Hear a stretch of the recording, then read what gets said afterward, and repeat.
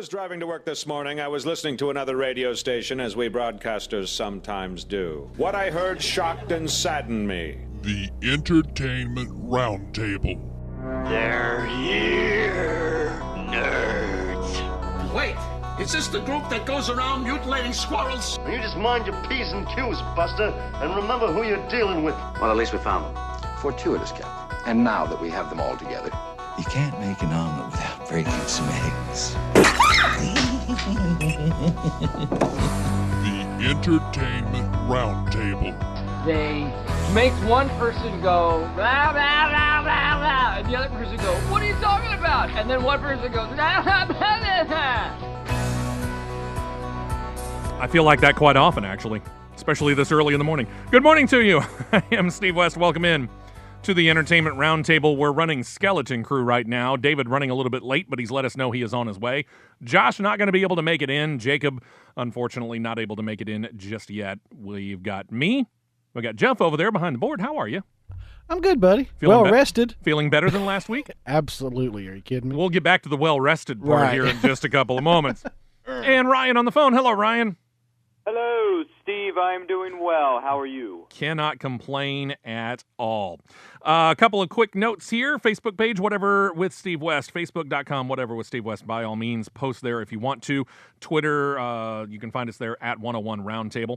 Our good friends down at Amstar Theaters want to make sure that you know this. They are continuing their Toys for Tots collection. They will be doing that all the way up until Christmas Eve, and they will make sure that it is dispersed appropriately. And one of those Christmas cards, if you've got a movie lover on your list, like, say, the three of us, you can go down and you can purchase a gift card that you can give to that movie lover in your life, and they can go check out movies at the Amstar Theater. And if you buy a $25 gift card or more, they'll get you a free large popcorn with that purchase. And for each one that you buy, say you've got several movie lovers in the family and you buy one for each of them, you get a free large popcorn for each one that you buy. That's not too shabby right there. Not too shabby at all. So go down there, say hello to Justin and the entire gang down there at Amstar Theaters in Alabaster. Tell them the guys at the Entertainment Roundtable said hello, as we did Thursday evening. We'll get back to that again. Again, that's what we did last Thursday, and the well-rested part kind of dovetail together for Jeff. Kind of. A little bit. Have you had the chance to check out any movies this week, Ryan? Unfortunately, no. I'm going to be taking this weekend off. You're taking the weekend off? Yes. Wow, we're going to that's interesting because there are 4 big hitters coming out this weekend, and Ryan's taking the weekend off. But we'll come back to that. Dallas Buyers Club sits in the number 10 position. This is that limited release film with Matthew McConaughey, but it made $1.5 million. That's enough for it to get into the top 10, $12.5 million for this, and it is gaining awards buzz. Already a couple of Golden Globe nominations, right? Mm-hmm. Yeah, and Oscar, it's getting talked up for Oscars, which, when do they officially come out, Ryan, the nominations? January? I believe they do, yeah. Okay. Philomena, also getting awards buzz. 2.1 million, 8.2, coming in at number 9. Best Man Holiday in at number 8, 2.6 million, so that's up to 67.2. Up in at number 7, The Book Thief, 2.6 million, 11.2. Homefront at number 6, 3.4 million, 15.3. My wife hasn't said anything about Jason Statham in a week, so maybe she's gotten past this whole Jason Statham infatuation for now. Yeah, this was written by Stallone. Homefront was? That's what I read. Yes, sir. Interesting.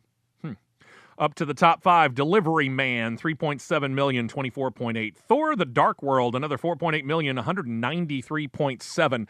This thing is quickly stalling out. This is going to fall short of where I figured this was going to be. I figured it would be between 250 and 300 million.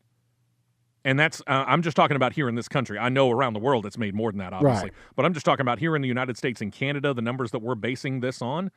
This thing's falling short of where I figured it would be, and I felt that this one was a better one than the first Thor. Yeah, and with stuff like The Hobbit and everything, all the big hitters coming out in the next few weeks, it's going to get hip checked to the side, I think. Brian, what do you think?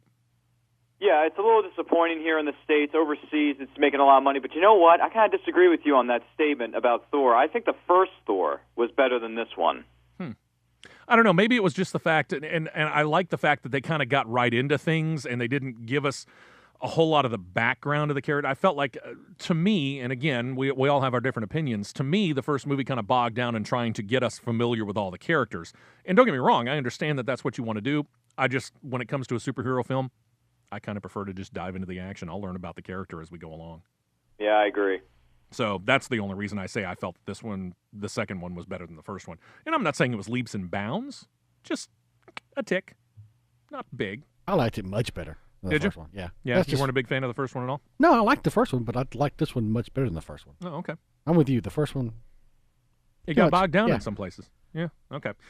In at number 3, debuting $5.2 million for Out of the Furnace. Ryan, was this where this was projected to be, or is this lower or higher? I believe it's lower than what they originally expected, but at the same time, there's a lot of holdover from Thor's and Hunger Games and all types of other films like that. But with those kind of numbers, I'm just going to wait for this on Blu-ray, man. Yeah, it's an intriguing film. I'm just not so certain that I'm going to spend my time in the movie. Considering what we've got coming out this weekend, next weekend, Christmas Day, I don't know what's Out of the Furnace is really on my radar as far as watching it in the theater. But it does intrigue me. It's got a lot of big-name stars, and it looks like it actually might be pretty good. Yeah. The aforementioned Hunger Games. In at number 2 this week. $26.1 million in weekend number 3 out in the public venue. $335.9 million, and that was as of Monday. You know it's higher now. Yeah. It's just continuing to grow. And again, I'm looking at this probably 425 to 450 mil based upon what I'm seeing right now. I wouldn't be surprised if it did those kind of numbers at the end of the day. But the question is what we've got coming out here over the next couple of weeks. Does suddenly we have the Thor thing happen and they get swashed? Given your predictions lately, I'm saying 375, 380 for yeah, really. I mean, it may just die on the vine. I don't know.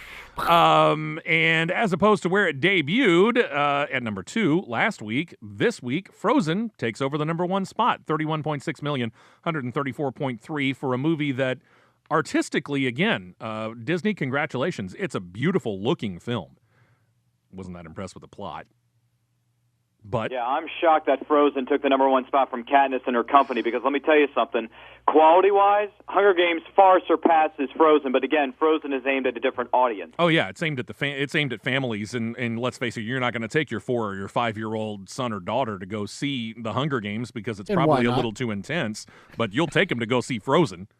Yeah. And that brings us to this week. I'm going to bury the lead. Tyler Perry's A Medea Christmas, starring Tyler Perry, Kathy Najimy as Medea's coaxed into helping a friend pay her daughter a surprise visit over Christmas time. This, as all Tyler Perry films do, will gain an audience. Yep, it'll be in top 5 for sure next week. Absolutely.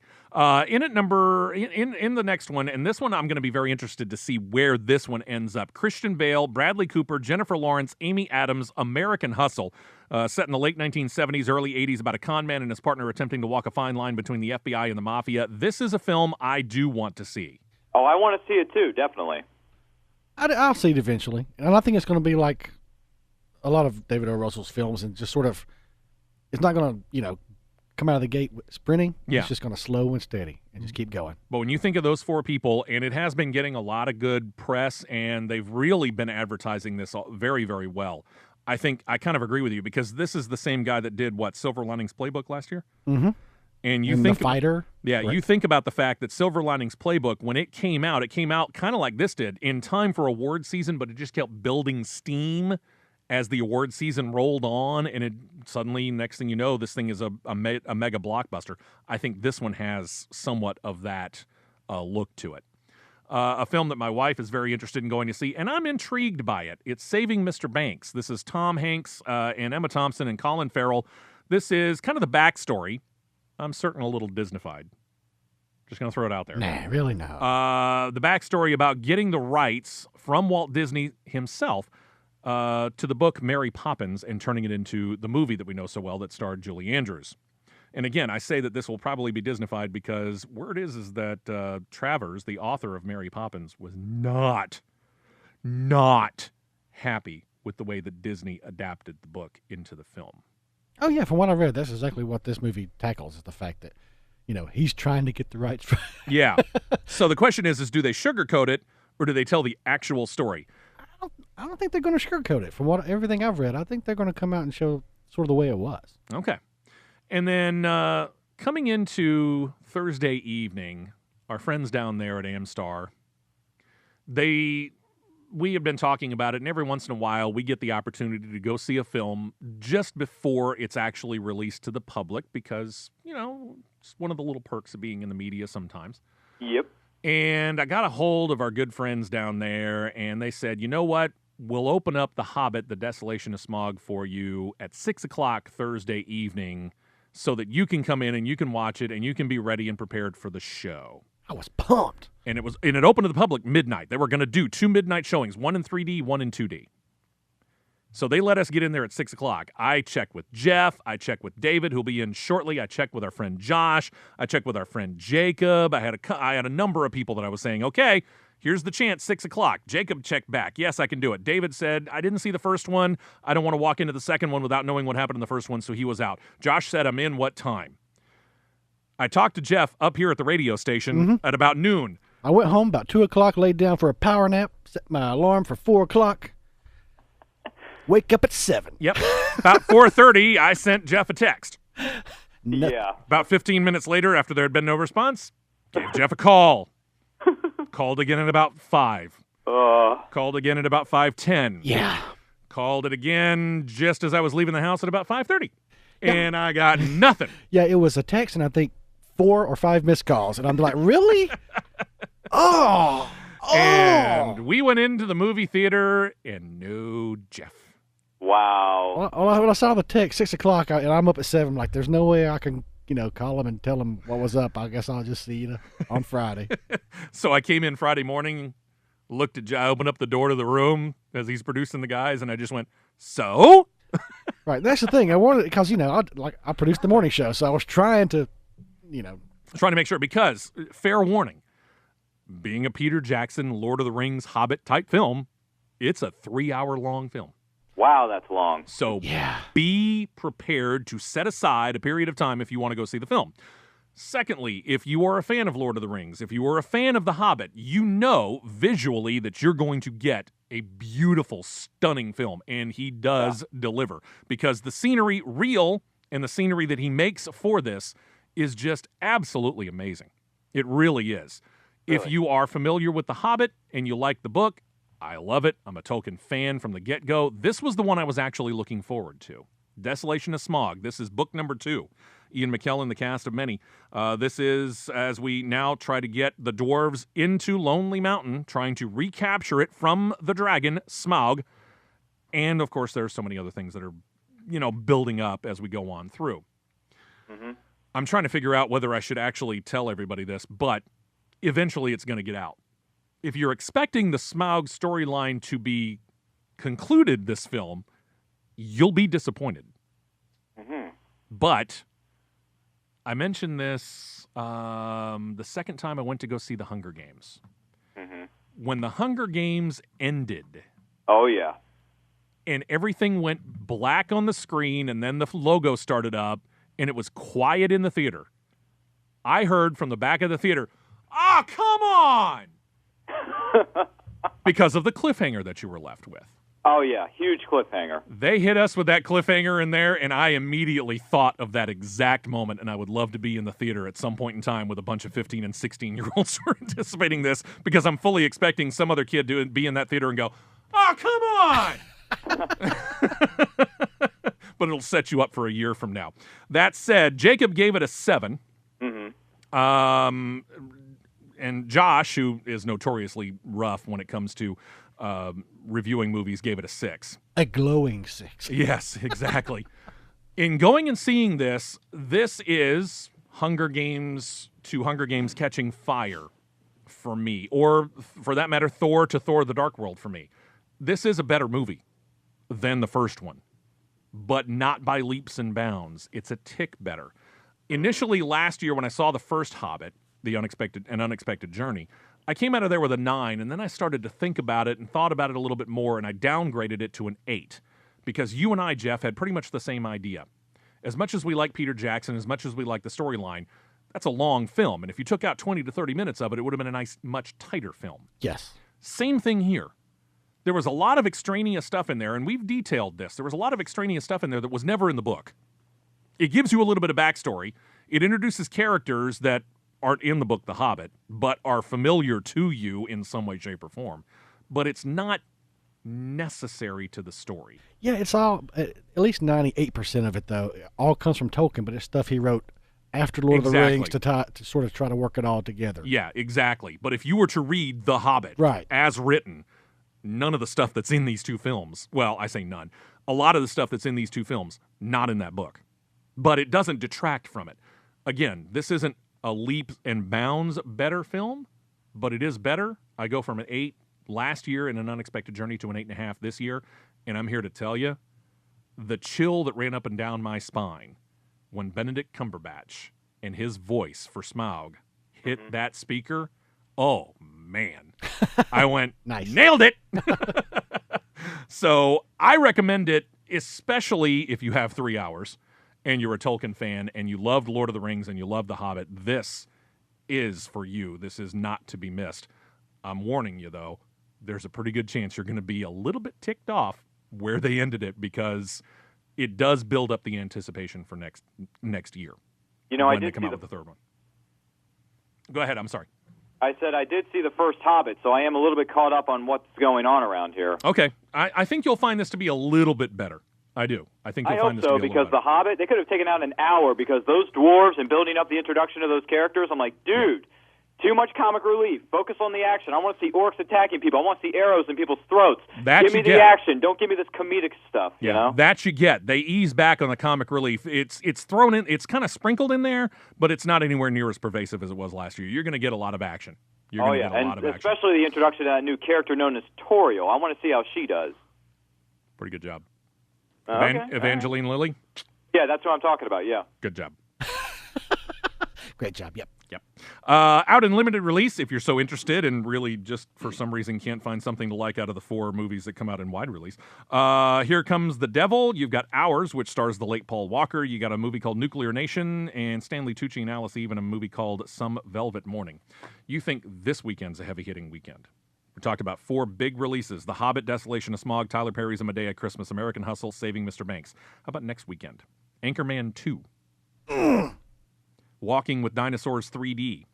Her is getting major awards buzz. We talked about this within the last couple of weeks. Scarlett Johansson. Yeah, Spike Jonze directing. Yeah, and how the fact that some people are saying she's eligible for a Supporting Actress award and others are saying not because she actually doesn't appear on screen. She's just voicing something. And then that's the weekend. Then in the middle of the week, Christmas Day, you've got The Wolf of Wall Street. Oh, yeah. The Secret Life of Walter Mitty. 47 Ronin. Grudge Match. And Justin Bieber's Believe. I'll take Wolf of Wall Street over all 5 of those. Yeah. Well, I will say this. I'm not expecting it to be a great film, but there's a part of me that wants to see Grudge Match just for the old Rocky and Raging Bull references and just kind of have a little fun. It's kind of like going and watching Escape Plan. You know what you're going to get is a big hunk of 80s American cheese with Arnold Schwarzenegger and Sly Stallone, but you go in there knowing that and you walk out going, yep, that's pretty much what I expected. I'm expecting Raging Bull, Rocky references all throughout the course of Grudge Match, and I'm sure I won't be disappointed. And hopefully I'll come up with a couple of laughs. Hi, David. Welcome in. Hi. Good morning. I'm definitely seeing Grudge Match. And I am interested in Wolf of Wall Street.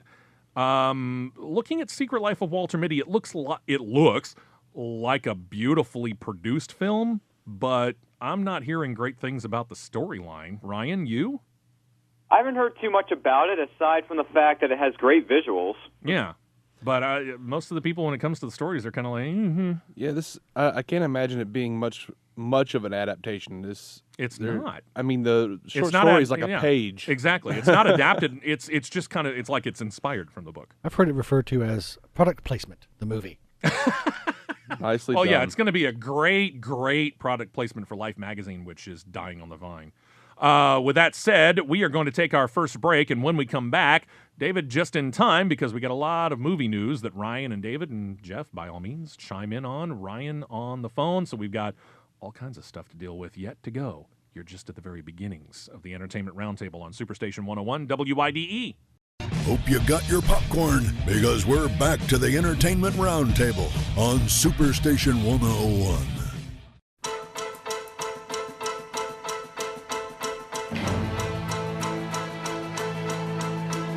I saw the light on the night that I passed by her window. David's over here looking at me like, what the heck? A little bit of background here, of course, for those of you that are just now coming into the Entertainment Roundtable. During our breaks, when we come back from break, we play music, obviously, and the first one we play a song from a soundtrack of a movie that's coming out this week. This is Tom Jones and Delilah, which is off of the soundtrack to American Hustle. Oh, well, that makes perfect sense. There you go. I do want to see that. This is you're witnessing history, by the way. This is the first time that Tom Jones has ever been played on the Entertainment Roundtable. I want to see American Hustle, but now just a little bit less. All right, here we go, into the movie news, because there's a lot of it. First up, Ryan, let's talk about Paul Walker's death. Again, we mentioned him last week, and we talked about how the producers of Fast and Furious 7 had stated that production was suspended. They have now said what their plan of action is. What is it? Well, they're going to try to find a way to incorporate the footage that they already have of Paul Walker into the film and try to figure out the best way to handle not only his death and with his character situation and all that. And it's funny you bring that up, because if you bought Fast and Furious 6 on Blu-ray this week, there is a sneak peek of the new film Fast and Furious 7. I actually sat down to watch the footage, and not only is Paul Walker in the scene that was filmed, they're at the funeral of Han, one of the characters that passed away in the 6th film, character-wise, not actor-wise, but Paul has some lines in there, so, I mean, it's going to be really tough for them to figure this out, but I wish them all the best in figuring it out, though. That's what these writers get paid for. Yeah, that's true, that's true. I'm not trying to be disrespectful or anything. Understand this. Okay. But they have got to go for it, and I'm talking, car off a cliff, the explosion in midair. See, and that's what I'm kind of wondering. They've got to. Can they get the approval to do something that is actually so close to how he died in real life? I mean, just send the character off like that with that. There's a part of me that says they almost have to. It's like, a fast car chase movie. It's a classic. Yeah. Just, the fireball in midair. But I guess they would probably have to get the approval of Paul Walker's estate. Was he married? No, he was, divorced, or no, I don't think he was married, but he does have a 15-year-old daughter, though. Okay, well, they're probably going to have to go through Paul Walker's estate. In other words, whoever it is that's, the main person, the executor of his will, and go get the approval of the family as they exist, the daughter, his parents, whoever's alive. But if they could get that approval, I think it would be fitting for the character, as long as they don't take it too personally and say, you know what, that's a little bit too close to how he died in real life. That's true. I mean, it's sort of like that character's Viking funeral, Send them out with a classic car chase trope. There you go. It'd be interesting to see if they do it. Apparently sequels have become Tom Cruise's thing now. Ryan, he's working on the next installment of Mission Impossible. We detailed that here over the past couple of weeks ago. Apparently he's slated to work on not just one, but another couple of sequels. What are we hearing here? Well, we're hearing that Paramount is going to get a sequel to Jack Reacher and bring back Tom Cruise, and it's going to be based on Lee Child's 2013 novel called Go Back as the source material for this plot, which would see Reacher return to his old military base with a view to taking a former love out to dinner. Sadly for him, he's just been arrested. Pleasure turns to business as Jack finds himself compelled to investigate. They're also trying to get back Christopher McQuarrie to direct the sequel to Jack Reacher, and he's also tapped to star in a potential sequel to Top Gun. From what I understand, he wouldn't have a major role in that, though. Right, yeah. I think it would be more of a passing of the torch kind of moment. Okay. As far as Jack Reacher, has anybody seen this? I haven't, no. You have not. You have? Yeah. Your thoughts? It's a fairly passable action movie. I mean, it's not. It didn't rewrite the book or anything, but it's, you got a couple hours. That's worth a watch. Okay. All right. Well, eventually I'll probably see it. My next-door neighbor was a big fan of the books. He said he was sorely disappointed. I mean, it's as good an action movie as Oblivion is a science fiction film. That's not really high marks there, friend. I thought Oblivion was, a fairly passable, middle-of-the-road sci-fi film. Wow. Okay. Speaking of sequels, Eddie Murphy to star, Brett Ratner to direct, Jerry Bruckheimer to produce. Ryan, what movie am I talking about? You would be talking about Beverly Hills Cop. They are going to try to make a fourth film with Eddie Murphy attached to star to the role of Axel Foley. This was initially, they were trying to do a version of this on television with Eddie Murphy showing up every once in a while and it mainly being about his son. They nixed that in favor of this idea?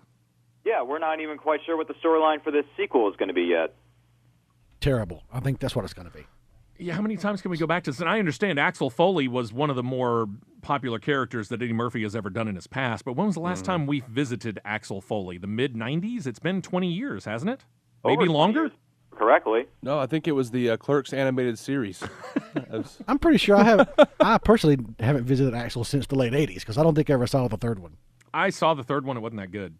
So if they are going to go through with making this, my sincerest hope is that at least it's better than 3. The best part of the third one was Judge Reinhold hobbling up and going, I need medical attention. And I think that says it all. Then we got another planned sequel here. Brad Pitt in the movie from earlier this year, World War Z. We had mentioned plans for this a few weeks back. Ryan, there's more news on this planned sequel. What you got? Yes, sir. Not only is Brad Pitt coming back to star and produce the film, but they have a new director with Paramount. If you remember the film known as The Orphanage, the veteran of that film, Juan Antonio Bayona, has been named to be the new director for this film. Does this impress anyone or not? Well, I haven't seen this guy's previous work, so I have no idea what's going to happen, but I wish them all the best of luck because I want to see this sequel. I've seen The Orphanage. The guy's got some chops. I'll give him that. Okay. Mm-hmm.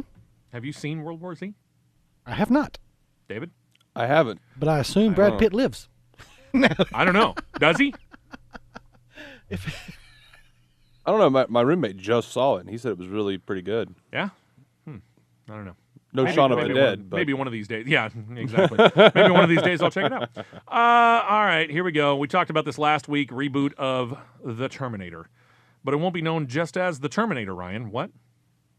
Yeah, we have a subtitle for this new Terminator film in the franchise. It's going to be called Terminator Genesis is going to be the title for this one. It's going to take the original as a starting point before steering the saga in a different kind of direction, and they're trying to fill the roles of John Connor, Sarah Connor, and Kyle Reese, and now they have, Alan Taylor, speaking of Thor: The Dark World, he is going to direct this with Arnold Schwarzenegger to make a cameo appearance. It's going to hit theaters everywhere on July the 1st, 2015, but by golly, this thing isn't going to make any money. I think it'll make some money initially, but the question is whether this thing is going to be any good. That'll tell you whether it's got any legs. Oh, it's going to fail big time. We'll see. I don't know. I'm not thrilled about the idea, but we'll see where they go with it. Speaking of reboots, our good friend Jacob let me know about plans for a reboot of no less than the Naked Gun series of films. No. What? The movies feature a bumbling police detective, Lieutenant Frank Drebin, portrayed by the late Leslie Nielsen. According to the report that Jacob gave me, Ed Helms from the Hangover franchise has been tapped to play Drebin. The script will be penned by people who wrote movies like Reno 911 and Night at the Museum. I am not looking forward to that. All kinds of bad. I never saw the Reno 911 film. The TV show is good. And Night at the Museum, the original, was pretty good. Night at the Museum, the Smithsonian thing, the second one, wasn't that impressed with. And Ed Helms, whatever. Yeah, Ed Helms is, everything else, those are fine things, but Ed Helms has never been really that funny. I don't know. I think that this right here... I thought it was pretty funny in Horrible Bosses. This right here, I think, could come across as one of the worst ideas Hollywood has had in a long time, and that's saying something. Was he even in Horrible Bosses, or am I just totally... You may be imagining that. I don't remember him in Horrible Bosses, but I usually try to blank him out anyway. See, Ed Helms just doesn't really show up on the radar for me. Yeah. Leslie Nielsen coming in, you knew what he could bring because you'd seen him in Airplane. Mm-hmm. And you'd seen him in the TV version of the movie that became The Naked Gun, which was Police Squad. You knew he had the acting chops to be able to pull off silly, stupid comedy like this. I've seen The Hangover. It's stupid. It's sometimes slapstick. I'm not going to necessarily go silly. When you said Naked Gun reboot, I immediately thought of Will Ferrell. See, that actually I could buy. I could see Will Ferrell doing that. Ed Helms? Not really. Yeah, Ryan, you've been awfully quiet over there. Did you check out on it? That's right, because I don't care. I gotcha. David, let's go to you here. Planned biopicture of the late Freddie Mercury, the former lead singer of the rock group Queen. A lot of names have been bandied about potentially as the star of the film. Have they cast the role? Yeah, Ben Whishaw is signed on with Wild Bill director Dexter Fletcher to portray Freddie Mercury in an upcoming Queen biopic that will tell the formative coming-of-age story for the group, culminating in Queen headlining Live Aid in 1985. What has he done in the past? I don't remember what Ben Wishaw's done. I've seen him. Is he like a BBC British actor? I don't know. I've seen him somewhere. I've seen his face, but He played the new Q in Skyfall. Whoa! Oh, really? That kid. And he was in Cloud Atlas too. Gotcha. Yeah. Wow, this is going to be a change to go from Q to Freddie Mercury. But if he's got the acting shot, I'm interested because I really enjoy the music of Queen, and I like learning about people and their history. So I don't know. We'll see how it goes. Our intrepid listener Daniel told me that Fox 2000 Pictures has signed the creator of the TV show Arrested Development, Mitch Hurwitz, to direct a movie entitled Guinea Pigging. This is a movie based upon a magazine article about people who make their living doing nothing more than signing up to be test subjects for drug companies, hospitals, and universities. This has the potential to be extremely hilarious. It does, actually. I'm kind of curious as to where they're going to go with it. Right cast, right experiments. But the fact that they went not Fox, but Fox 2000 tells me this might be a limited release film. Smaller budget. Yeah, well, definitely that, yeah. I could agree with that. We'll see. I don't know. Let's see. Star Trek franchise. And we know that J.J. Abrams is not going to be directing.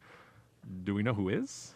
No. Alex Kurtzman, who worked with Roberto Orci on the last 2 installments of Star Trek, is not coming back for the 3rd installment. So the writing is already going to be changed up. Orci is going to be teamed with J.D. Payne and Patrick McKay, who were working for Bad Robot on something called Boilerplate. But Joe Cornish is not involved anymore. So he was attached. He was attached, and now he's unattached. No longer involved. So from attached to unattached. So now all of a sudden, J.J. Abrams going over to Star Wars has thrown Star Trek into turmoil, effectively. I don't think it was Abrams that threw it into turmoil. I think it was Star Trek Into Darkness kind of underperforming in their eyes. Well, and it did do that, and I will understand that. But let's face it, J.J. Abrams leaves, Alex Kurtzman leaves, Star Trek is in turmoil. Let's face it. Well, I'm not really that worried about it because Orci is the actual Star Trek fan. Kurtzman is probably the one who doesn't Kurtzman's really get just it. Like Orci's right-hand man when it comes to writing. They always seem to be connected at the hip. So the fact that he's splitting off, not necessarily a bad thing. It's just going to be different. Yeah, maybe more good. And I'm glad. It could be. Actually, it may be, yeah. I'm not sure which one decides that logic is not needed. And thank the great bird of the galaxy, Damon Lindelof is not on this picture. Yeah, that's actually probably a good thing, too. Some quick hitters here, David. Let's get an update on Men in Black. Sony kind of took it with the back-end deals last time, so they're looking to reboot it. Oh. No more Will Smith or Tommy Lee Jones. Not really thrilled about that. The on-again, off-again, on-again, off-again Ghostbusters. Bill Murray's not signed on, so they're actually going to reboot it. Yawn. And one more. Speaking of Will Smith, Bad Boys 3. They hired Safe House writer David Guggenheim to script the next installment, and Michael Bay isn't attached yet, but Sony's hoping they'll get Will Smith and Martin Lawrence involved. Yawn. When was the last time we dealt with Bad Boy? What was Bad Boys 2, 95? No, that was 2002. Was it that recent? Yeah. Yeah. God, seems like much longer ago than that. No, I think it was 2002, gentlemen. Okay. Well, I'm officially out for Ghostbusters reboot. I don't want to see without that Bill rebooted. Murray. I'm sorry. Yeah. You need to make sure you got Bill Murray back, and you need to continue the story. That's one thing you don't touch. No, I agree. All right. Wow. Took us this long, but we finally have gotten to our superhero section of this particular show because, we have to have it every week. David, we're getting word as to who might be a villain in the Man of Steel sequel. What are you hearing? Callan Mulvey from Zero Dark 30 and 300 Rise of the Empire is apparently in talks to play some unnamed antagonist. Okay. So we have the person. We don't necessarily know what the character is. Interesting. Then as far as Batman versus Superman, what about a star from the show Game of Thrones being connected to the film? Jason Momoa is in talks to be in the same movie, but his role is unknown as well. When do we get to the point where we've overloaded this film? Oh, we've already gotten too crowded with the Bat and the Wonder Woman now appearing. And now we're talking about potentially two villains. Because, again, we don't know what Momoa might be. He's rumored to be Doomsday, but that's just complete conjecture. Like, no one knows, really. All right. From DC to Marvel and to Spider-Man in the rebooted series gets its second installment soon. Star Andrew Garfield. We heard not too long ago they are planning not just a third, but a fourth. But, David, we'll start with you and then Ryan chime in. Garfield might not be up for all four. What's up? All right. Well, Mark Webb and the studio have been talking about Amazing Spider-Man 4, but according to Garfield, he says that's not anything to do with me. He says he doesn't know anything about it. He's signed on until the 3rd. Ryan, what do you know? Well, yeah, I know the same thing that we've all been hearing. He signed on for the trilogy, but nothing has been said about Spider-Man number 4 because they've already scheduled a 4th installment. But let me tell you something, man. You play Spider-Man once, you know you're going to want to play him again because he's one of the greatest superheroes who ever lived. So if I'm Andrew Garfield and I'm smart about this, and Andrew, I hope you are smart, you're going to sign on that dotted line, you're going to play Spider-Man longer than Tobey ever did, and you're going to like it too because Spider-Man is awesome, it's getting better, it's getting stronger, and let's face facts. They're throwing in 1 million villains to pack it up for the Sinister Six, yeah. so I say bring it. Ryan, we'll get back to that here in just a second. I'm sensing a little frustration. You don't happen to have a picture of Val Kilmer with an arrow in his head, do you? No, I don't, because that third Batman film was actually decent. Well, and I will say this. I went back and I kind of rewatched the Andrew Garfield Amazing Spider-Man. It was better than what I had thought the first time around. But, again, most of these guys, we've seen them lately. They sign up for a trilogy, and they're kind of done for it when it comes to being superheroes. So, to me, if I'm Andrew Garfield, I'll leave the door open, but you're going to have to give me a script, and I'm going to have to be really impressed. You know what he should do is, since they're talking about mixing it in with the Fantastic Four, they should just have it be like, he should have signed like a voice contract. Like, look, you've seen Peter Parker. I'll just come in, do the sling voiceover some webs, just do the voiceover, and bounce. And we'll let some stunt actor portray the guy in the suit. Or CGI. That could happen. Speaking of Spider-Man, David, you found out about some possible spin-off movies. Ryan kind of alluded to them. What you got? Sony has officially announced Venom and Sinister Six movies based on their current Amazing Spider-Man universe. Are we happy? Well, the movies are being developed by Alex Kurtzman, Roberto Orci, Jeff Pinkner, Ed Solomon, and Drew Goddard, who has an interest in directing. So maybe. Okay, you might be interested. I don't Ryan? think Venom can sustain his own movie. I'm not so certain. Ryan, what do you think? I think these are incredible ideas. I think it's something that we need, something that we want to see. People want to see Venom done right. People want to see the Sinister Six done right. I say just bring it, and as long as you cast the right people in the right roles and get good writers to do them, I'd be willing to watch a Venom standalone movie, let alone a Sinister Six. Bring on the evil, man. Let's see how they do it. Can we convince Tobey Maguire to play Venom? No, he's over with, man. Just throwing it out there. One more note real quick, and then we will change gears and move on to television here. When we get to Avengers Age of Ultron, we've been talking about this for a while, highly anticipated. We get Iron Man, we get the rest of the gang, your Thors, your Hulks, and so on, Captain America, so on and so forth. Word is coming down that we're going to see more of the fringe kind of characters that are involved in this Marvel universe that are associated with these characters, like who? Don Cheadle is going to be a part of Avengers Age of Ultron, and it has been confirmed that he will, as War Machine, have a key role in the conflict with Ultron that is the main focus of the sequel. All right. That is awesome. Like me some Cheadle. Getting ready. 2015, man. I'm down. You're going to lose the Downey. Of May as well course. go with the Cheadle. Yeah, you might as well. Yeah, I think that's definitely what they're doing. Yeah, you may be right. That may be where they're setting That's this where up they to had go. it in the comic books. Like when Stark took off, he took over as Iron Man. Yeah. So that may be the perfect setup right there. Because he has said he's done with solo Iron Man films, correct? Mm-hmm.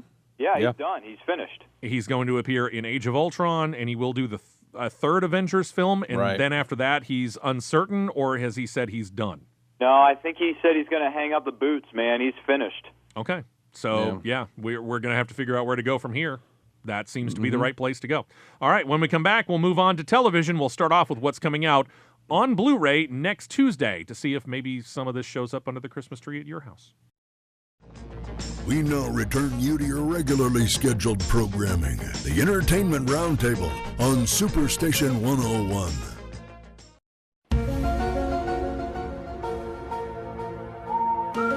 Welcome back in, listening to the Entertainment Roundtable here, Superstation 101, WYDE. Thank you very much for joining us on this weekend, and we come back to the sounds of the X-Files. That's because we do have news, not of the X-Files itself, but about the star of the X-Files, one of them, David Duchovny. We'll be getting to that here in just a few moments. I miss the X-Files. Out on Blu-ray/DVD this coming Tuesday, you might, maybe, want to pick up, for reasons I'm not exactly certain of, movies like One Direction, This Is Us, Percy Jackson, Sea of Monsters, which I saw in the movie theater with Jacob. It was okay. It wasn't great. The Lone Ranger, which has been royally panned by just about everybody who's ever seen it. I got a couple of friends that are like, you know what? I heard all the bad press. I went in and didn't just like it. loved it. Really? Said, yeah, it's weird. And I think people panned it because it wasn't what they expected. That may be true, too. Comes out on Tuesday. You can check it out for yourself. To me, the worst film that's come out in the entirety of 2013, Elysium, comes out on DVD. Really? I thought The Lone Ranger was the worst film of the year, in my opinion. I'm just going by my opinion. I didn't see The Lone Ranger, so. Kick-Ass 2 comes out on DVD. The live version that starred Carrie Underwood of NBC's production of The Sound of Music live comes out on DVD on Tuesday.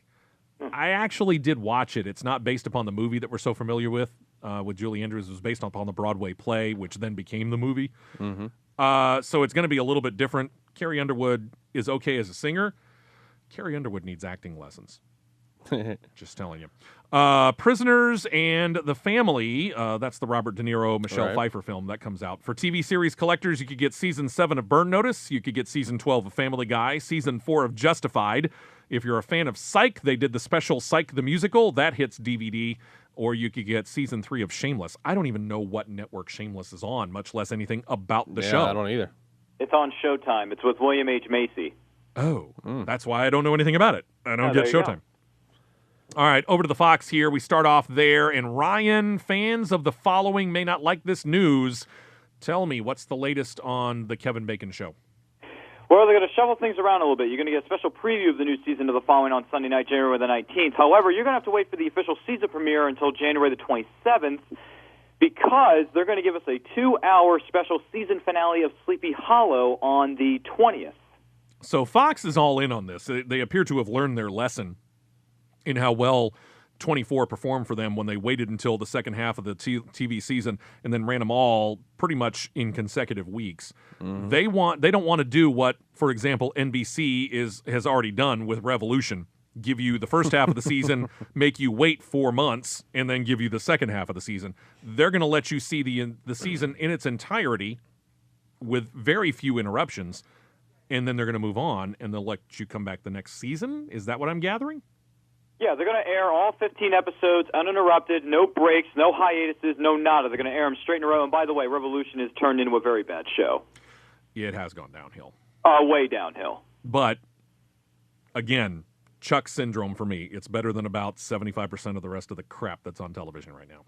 Yeah, that's right. So I'm still watching it. Sticking with Fox, David, they have seen ABC's Agents of S.H.I.E.L.D. Apparently they feel that they can do something better. So they're working with Marvel, correct, on this? What's the deal? What they were doing some sort of superhero kind of mashup that might bring some TV characters into movies? Fox, isn't it the Fox network? I thought it was the Fox network. I don't know what you're talking about at all. They're doing Gotham. I know Gotham. We're going to get to that in a second, but I wanted to say that they were doing something that might have been dealing with like Fantastic Four or something like that. You sent it to me. That's in movies. Oh no, that's in that's in movies. But there was a TV aspect to that I read into it. Yeah, you might want to go back and check that article.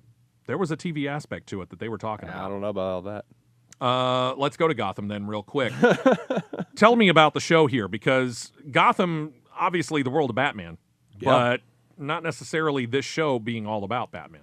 Yeah, Fox is looking for an actor who can play a 10-year-old Bruce Wayne in their DC Comics drama Gotham, which centers on the origins of both James Gordon and the city's colorful villains. Gordon will be depicted as a rookie homicide detective investigating the double murder of Thomas and Martha Wayne. The role of young Bruce is being labeled as a regular role. When do they want to put this thing on? I think next year. Or 2015, maybe. In? Out? You seem less than thrilled over there, Jack. I was thrilled until young Bruce Wayne will be a regular. Yeah. I could do without you. Do without the kid. Is that? I didn't mind them casting someone. What bothered me was the fact that the purpose of Gordon's existence on the show is to be finding the murderer. Yeah, I mean, you think that maybe it could just be like a recurring character and not a regular. Yeah, not to mention the fact that, apparently it didn't take them long to find him, ever, in any adaptation before. That's true. That's true. I guess they'll have to add a whole Well, lot in of the comics, there were for years he didn't even know who did it. So, okay, Ryan, you in on this? You like it? You not? What? I think it's a very bad idea because we already have the Nolan trilogy. We have the animated series that was iconic and so great in the 90s, which explained a lot of the background story with Bruce and his parents. And you had the two Michael Keaton films. Let bygones be bygones. Let's focus on Superman versus Batman in 2015, Jack. And you had the two Michael Keaton films. I won't mention the other two. Yeah, that's right. One more Fox item, David. Their comedy show, Dads. We reported earlier this year it got a series extension, but the network has revealed more episode news. What's the latest? Yeah, they've taken that back 9 order they gave the controversial freshman comedy, and it will be trimmed by 3 episodes. That brings the series total first season order to 19 episodes. It will air until February 11th, but might return later in the year after Fox reevaluates their schedule. Hopefully when they come to the reevaluation, they'll come to their common senses and get rid of it. Dump it. I'm not a fan.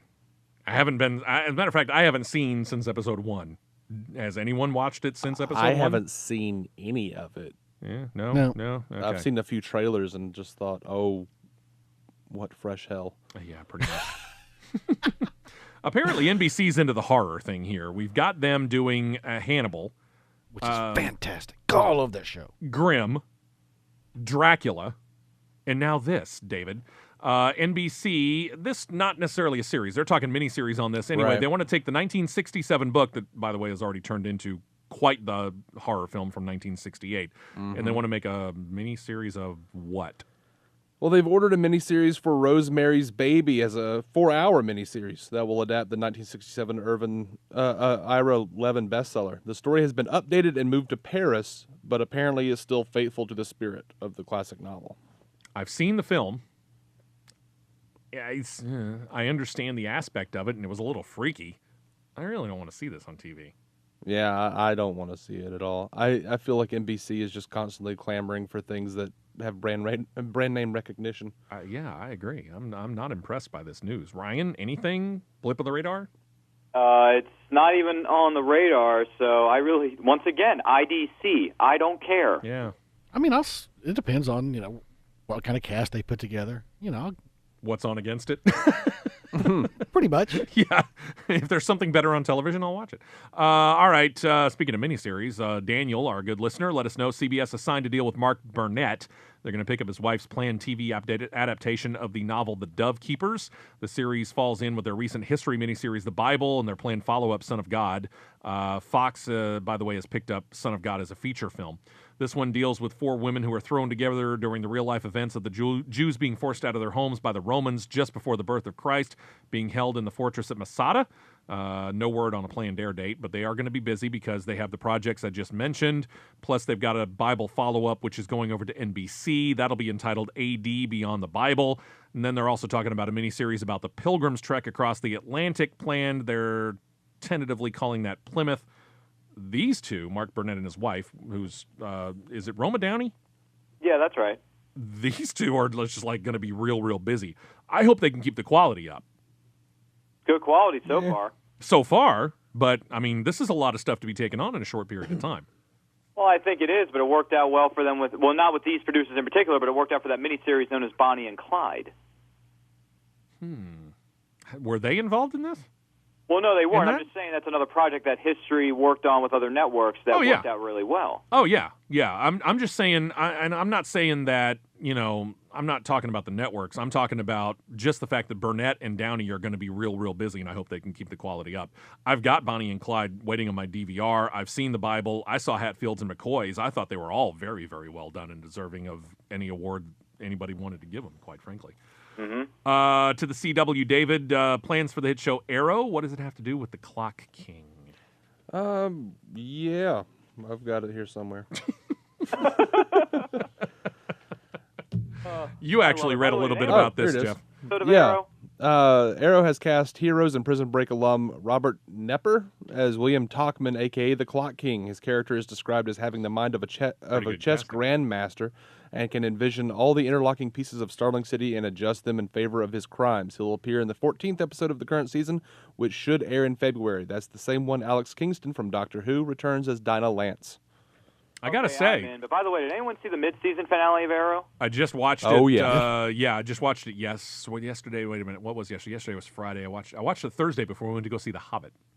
Was that awesome and iconic, or what? That was cool. I squealed like a little girl, like dogs in my neighborhood were barking. The Flash is born, boys. Yeah. Oh yes, it was well done. And I could picture that same 15-year-old who I saw at the end of Hunger Games Catching Fire yelling in his house, "Oh, come on!" I was actually a little more excited for the Slade storyline. I was too. and Solomon Grundy, Born on a Monday. That was so cool, them pulling that in there. That was good stuff. I'm liking that show more and more, I'm here to tell you. Over to cable, Daniel, our good friend and listener, told us that the A&E network has decided to change the name of one of their networks. The Bio Network, which grew out of the popular old A&E show Biography, and they just ran them 24/7. Apparently, it's about to come to an end. They are going to rename the network FYI. Executives are calling it a lifestyle network. Effectively, that means to me I will probably not watch it anymore. That sounds fancy. Yeah, exactly. They add that the programming will be a personalized experience that will embrace the way that viewers live their lives. That sounds like they're just saying, we're going to be the internet. Yeah. I know, right? Hello, we are Netflix streaming. We're personalized and interactive. Just click on the. We can't air anything anymore. We don't have the money. Yikes.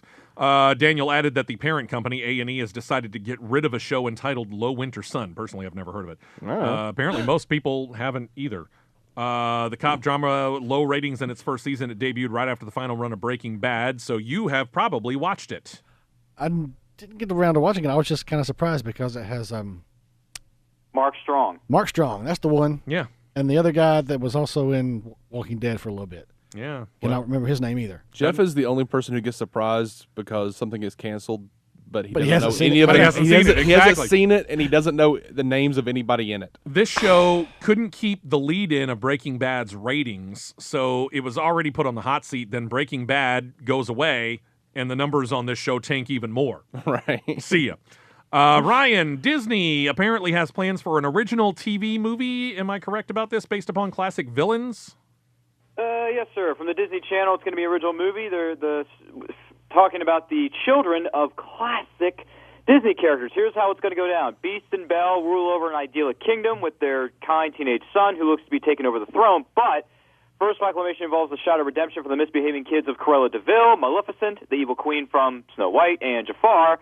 And these characters are named Carlos, Mal, Evie, and Jay, respectively. The teens attend the kingdom's hottest prep school alongside other famous offspring, including the children of the fairy godmother, Sleeping Beauty, Rapunzel, as well as Mulan. The villainous teens face a dilemma of nature versus nurture and whether they'll follow in their parents' footsteps or embrace their own inner hero. The film's going to come from a script from Josanne McGibbon and Sarah Perriott and is going to be helmed by Emmy winner Kenny Ortega, who knows his way around Disney, with being the director or choreographer of that pathetic series of musicals called High School Musical. Disney, The Next Generation. I was going to go with Disney's Tiny Toons. Yeah, effectively. Disney Maniacs. How does the offspring of Cruella de Vil fit into this? She's the one that would sort of stand out because this is sort of like in our world, whereas the rest of them are fantasy type characters. Yeah, exactly. I don't know. They're just And taking this is every rumored single to, or villain. not even rumored. This is going to be a live-action film. I thought this would better be served as an animated film, not live-action, pal. Yeah, I don't know whether you can make this a series. Better served as a animated series for Disney Channel. I thought it was better served as a Left one alone. we threw in the garbage. Yeah, I think this was better served as possibly an idea that was left on the table and we got up and left. Real quick, because time is running out. Showtime, David Duchovny specifically, the former X-Files star. He's starring in a show for several years now called Californication. What's the deal there? Yes, sir. Showtime announced on Monday that the 7th season of Californication will be its last. It will air its final 12 episodes beginning in April of 2014. And anybody going to miss it? Nope. Didn't think so. Ryan, so much. Oh, I can't believe they're canceling. He's shocked. Ryan, where can we find you online, my friend? Go to Facebook.com/The RPM Show, film or TV. We'd love to hear from you. And we will hear from you 1 week from today, my friend. Yes, sir. Looking forward to it. Thank you for having me on the show. You guys take care and happy holidays. We'll do it. We'll talk to you in 1 week. We can find you online, too, as well. Right, David? Yes, sir. You can find me at maladjusted.tv. Thank you so much for coming in. Enjoyed it? Yes, sir. Really enjoyed not watching The Hobbit with you over there, Jeff. I'm not sleeping till I see it. Fastest Hour in Radio is next, right here on Superstation 101 WYDE.